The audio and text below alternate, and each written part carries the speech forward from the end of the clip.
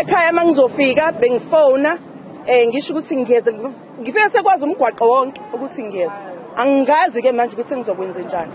ngifike sebengilindile sebengilindile sihlale kamnandi siphuza ukulala sixoxe silale late uze nande bejwayele ukuthi mayisezolala mina bengimgonetha aze alale so azasho athi ngcono mangabe khona wena Debbie wena uyangigonetha uma mangigonetha vela sihamba ulala ngoba usuyazela wena Debbie uyangigonetha ngize ngizumeke bese ngihambisa embedeni ngingasaboni even mevakashele kumina eFrance bengenza same thing sibuhlungu nje silimele kakhulu ungele ube umuntu ama jokes even abangani bakhe bayazi emphakathini bayazi ungele umngane wonke umuntu nabafana namantombazane nabantu abadala nje silimele siyathokoza ngesigwebo kodwa konke lokho ngeke kusabuye silimele kakhulu sibuhlungu umndeni umphakathi silimele nje kakhulu yabonga nizizwa njani ngalesigwebo esithishiwe maso ukuthi asithole odilika jele abawu5 kodwa ke ize ngezothola isigwebo sokuthi angaphinde mhlambe lese sithi non parole ukuthi angakwazi uku-apply le parole ngibona lesigwebo asitholile sanele ngizosho ngaphakathi nje kumina ekade ngicabanga ngithi kungake kwenzeka umlingo kuthiwa isigwebo sontambo sesiyabuya manje sibuya ngawe Njabulo siqale ngaye nje bengizojabula kakhulu ngoba udilika angiwazi kahle ukuthi uchaza ukuthini ngoba mina nge-understanding yami ngathi usumthiwa uzodilikelwa ijele ijele ngelivele lidilika shuthi uyofela khona how come ukuthi uphinde kube neparole futhi lapho into kayingadilikile how come so nje ngizosho ukuthi ngiyajabula ngoba bawu5 odilika jele batholile even though ngakayisho ukuthi uzophinde anikwe uzonikezwa ile parole ekuyiyona le ezosihlukumeza ke futhi kade sithi sidlulile la parole besingadingi ngoba last time kwathiwa kuyokwenziwa bo applyela ukuthi angabi nayo iprivilege yokuthi athole iparole but ke kusho ukuthi they failed yabo so nje sibhlungu ngoba unayo lento ukuthi usazophinda phuma and nobaba wakhe usebenza le ko Southern Sudan lapho une network uzokwazi unemali yonke uzokwazi ukuthi azame ukuthi lo mfana aphinda aphume futhi aphile impilo ayithandayo uzokwaza imali everything mawune imali uboshwa imali mungana imali uboshwa umuntu mune imali kuboshwa imali so uzokhokha bathi siyabonga cause bekunamacala amanye kodwa awazanga vele la ecourt abantu ababulala so awavelanga cause babungekho ubufakazi evidence ayingekho kodwa siyabonga kakhulu ukuthi umthetho uyidlalile indima nalabo dilika jela abatholile sanelisekile although imphefumulo ingeke isabuye kodwa sibonga even i-community isupporte kakhulu sibonga isobantu i-unity ekhona engathi kungaqhutshekwa njalo nokubanjiswana ne-unity uma kunento enje ngoba lo mfana ufikile bengaziwa ukuthi kanti uyi-serial killer uMalgadi ufike wachanasa elokishini kutholakale late ukuthi no ube umuntu ongalungile usuke eThekwini weza la ngoba ubehlala eThekwini kubaba wakhe wamletha eSobantu kuzwakale late ukuthi no bekukhona izinto anazo ngale unawo amacala wabulala wagqiba kodwa lokho akuzange kuze kuvele ecourt ngoba kwathi i-evidence yalokho ayikho eyikhombele yena umfana so nje siyabonga kakhulu engathi kungalandelelwa ukuthi angatholi iparole angatholi lutho ahlale esejele ngoba imphefumulo ngeke noma imphefumulo ngeke isabuye kodwa siyabonga ngesigwebo asitholile ukuthi umthetho uyidlalile indima yawo futhi kusheshile simbonge kakhulu nomseshi obemele leli cala umkhize wase Mountain Rice sibonga kakhulu siyabonga nani ngokungenelela naqala kusenzeke isigameko nifika nizosupporta nizosibuza imibuzo siyabonga kakhulu sibonga ngakho konke mina ngojabula uma ngabe silandelela ukuthi usekhona yini ejele ngoba sengathathwa asiwe lapha khona ubaba wakhe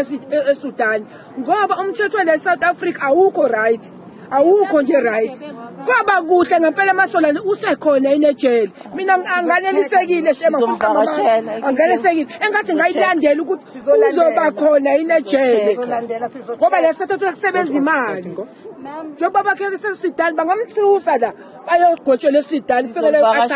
akhanya lapho eSudan. Ma'am, if there's one last message you would like to pass to Ndlovu or the public, what would the family want to say? Ngingasho nje ukuthi uNdlovu lo umhlukumezi omkhulu akagadwe noma thiwa uyayithola leyo parole. Abantu abanjengoNdlovu uma bekhona emphakathini sicela abanda sisheshe identify. Umuntu mesuka lapho esuka khona. Buza ukuthi yini emsusile. Lapho esuka khona. Ngoba uzosusa umuntu obalekela amacala akhe like yena. Angithi wambulala umuntu wamgqiba. Wayikhombela wathi ngamgqiba la. Bathi umthetho kwathiwa ufakazi akutholakala. Asazi ukuthi ubaba wakhe wenzani. So nje umphakathini wonke ngiyabonga nomphakathi wamase France la ngihlala khona bamaziyo uZenande ebehleze uzosivakashela makuvaliwe izikole napa abakhona bagcwele ngiyabonga kakhulu babhlungu nje kakhulu nabo babhlungu uma umuntu esuka la esuka khona zama ukuchecka ukuthi wenzeni ungaveli nje uthatha umfuye mhlambe ongangoba ngiyezwa kuthiwa khona ingane yakhona lapha kaNdlovu la ifikele khona wathiwa khona umalume ufikile ingane ayivakashiswa enye ingane ezihlobo sakhona umalume ufikile unemali ayizi ingane mhlambe kwaleyo ngane khona into engabe ayenzayo nakwayiyona leyo ngane ngoba intombazane siyabonga nje isupport ama stakeholders onke siyabonga ngesupport kakhulu manje njengoba umndeni uchaza ukuthi bekunamacala kade abhekene nayo okuvezayo ukuthi mhlawumbe ngabe umuntu kanjani le ncazelo ayikhiphile enkantolo ukuthi ngabe kwenzakaleni ngesikhathi kwenzeka isigameko nanelisekile yini ngayo ngoba uyena yedwa ophilayo okwazi ukuchaza ukuthi kade kwenzakaleni kahle asanelisekile ngoba okunye kwako mayethi wabulala uZanele kuqala he's lying uZanele wambulala ekseni uZanele wabonakala empompini he's lying even ingane yabonakala empompini ekseni yabo mayithena waqala ngokubulala uZanele uSimangele waseyavuka ngalesikhathi ebulala uZanele uSimangele wayilele engenzi lutho ngoba kuthiwa wavuka wathi umenzani uma ngalesikhathi esambulala uSimangele wayengakubona ingane lokho mangabe engakafi he's lying wabulala uSimangele kuqala wasebulala uZanele wasegcina ngengane ubabulalelani ngoba mangabe ayifuna ucansi uselitholile ke la ithola khona ke kuSimangele usembulalelani yena ngoba kuyaqediswa qala ngoSimangele umbulalelani uZanele mase hamba emvusa esihamba la ekhaya phuma la ekhaya umuntu osifazana uZanele omdala na 65 wayengamphushela lapha aphuma abaleke ongenalo nodla uze uyamgwaza usathi umbese uyamgwaza uyamphindelela umuntu ona 65 years helpless uphinde lapho uza enganeni yabo so nje konke lokho kuyasidida nje mama ngibonile lapha enkantolo ukuthi kuyakwaniiphatha kabi kakhulu manizwa kuphindwa lemininingwane ukuthi kwababulala ngehluko kanjani benizizwa kanjani ngaleso sikhathi hayi bekubuhlungu kuwukusikodwa sikwazi ukuba ngumsindo ngoba siphazamise recording bekubuhlungu khona noma ukhalele ngaphakathi bekubuhlungu uma ngase kuthiwa nje umuntu uyaqaqwa nisibone ukuthi sinjani abafana njengoba bese ekseni njalo sebephuza utshwala ngoba bona bakwazi ukumelanisa kwathi abantu besifazane ukuthi ubuye uguqe ngamadolo uthi God why njani umntwana lo owabathola ikakhulukazi uyena ke babili umnqe uyena ke lo sengenwe uBP uyena lokuyena wabona kuqala nomfana wakhe nje usecabanga ngisho ukuyibulala bane trauma bakwazi ngisho ukulala ebusuku thina siyathola kubuthongo ngoba siyakhuleka siyafisa nje ukuthi lo mfana ayibandla no 5 years njengawuqedi abulawe nje ejele bayabulawa nje bese abantu ejele yena uzobe ephunyuka kanjani siyafisa nje ngazo zonke indlela angafi futhi ukuthi Trump useyashona kancane agwebele oqala agwebele owesibili agwetshelwe owesithathu ngokuthi bamhlukumeze sakufisa nje lokho igama lami nguthandeka Dube oMandlela obelama yena uZanele uSimangele ngisho ukuthi uthi Mark mina but bengibiza ngegama uZenande ngugogo kuyena but naye bengibiza ngegama engisuthebhile igama ngiqamba lona Thokozani Ngubane uZanele ka 65 years bekumamncane wami uSimangele cousin uZenande ubengibiza ethi mamkhulu phela labakhulumile ngicole ngathi isikeli uzamangema mina ngwakamngadi kulamano gogo bethu omabethu kulamano bethu sesibizane ngoma wethu amawethu wonke lagcwele la. Yeah. Well, there you have it, reaction from the Ndlela family who speak about their reaction of this sentence. Now remember, 5 life imprisonment sentences for Njabulo Ndlovu, convicted murderer and rapist. What's very interesting is that there was another young child who witnessed what happened in Sobantu on June 27th, and she still remains traumatized up until this time. There is a family member who, she will not leave the family member's side because of what she saw. Another interesting factor that came out in court today that the family has touched on is the background of Njabulo Ndlovu. Remember that among the mitigating sentences he presented to the court was that he has a 2-year-old child, he's a single parent, and also his father is part of the United Nations peacekeeping force based in Sudan. Something that the family members mentioned here of how he could do this when he had come from this background and also has a young 2-year-old child. The family is still grieving. They cannot still come to terms with what has happened and still unclear about the fact that Njabulo is eligible to apply for parole after spending 25 years in jail. These 5 life imprisonment sentences will run concurrently, meaning all at the same time, and after 25 years, depending on what the Correctional Services Department say about his attitude to reforming, he might be eligible to parole. But the family has since been speaking to their lawyers, and in court we're told about their rights to even oppose this because of what has happened to their family. It's a heartbreaking situation here outside the Pietermaritzburg court, and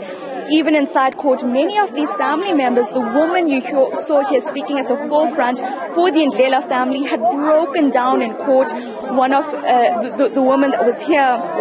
is the aunt, the only surviving aunt of young Zinande, the only sister of Simangele and daughter of Zanele, and she still regrets not taking Zinande away from Sobantu during the school holidays, June 27th, believing that her life could perhaps have been spared. They're also questioning what Njabulo Ndlovu, the convicted murderer and rapist, has presented to the Pietermaritzburg High Court. They say he has shown no remorse whatsoever, especially because one of his arguments were that when Zanele, the grandmother, had come into the room seeing him with Simangele, she had brandished a knife. Njabulo said that he pushed her down and began stabbing her, and thereafter murdered Simangele and then raped and murdered 7-year-old Zinande. The family questions why he could have not just left the house at that point and why he had to carry out these gruesome attacks. We must note that he is a convict, previously convicted, although the charges there are still yet to be made public in terms of this case, but he has been a prior offender, and now Judge Luati saying it's time for him to spend life in prison according to the sentence that she has handed down today. Well, Karinda Jagmohan, let's leave it there for now. Also the family adding that if the death penalty would come back, it should be imposed on Njabulo Ndlovu, and also speaking to how he may have other cases pending and urging communities to watch anyone that comes from other parts. Njabulo Ndlovu said to have come from eThekwini to Sobantu, saying that communities must probe those who come in, ask about their history and find out what they may be running away from. Some of the heartbreaking reaction there coming from family members who say they are pleased with the sentence that has been handed down. Also concerned that the family, the Njabulo Ndlovu's father, who is living in Sudan, one member of the family saying that he must be watched so that he's not moved and whisked away to serve his sentence in Sudan. He must serve it here in South Africa. And also saying that his father has a lot of money, and they're concerned that he could perhaps use his power to influence this decision. But the sentence has been handed down, and this is a story that we will continue to watch in terms of reactions coming in.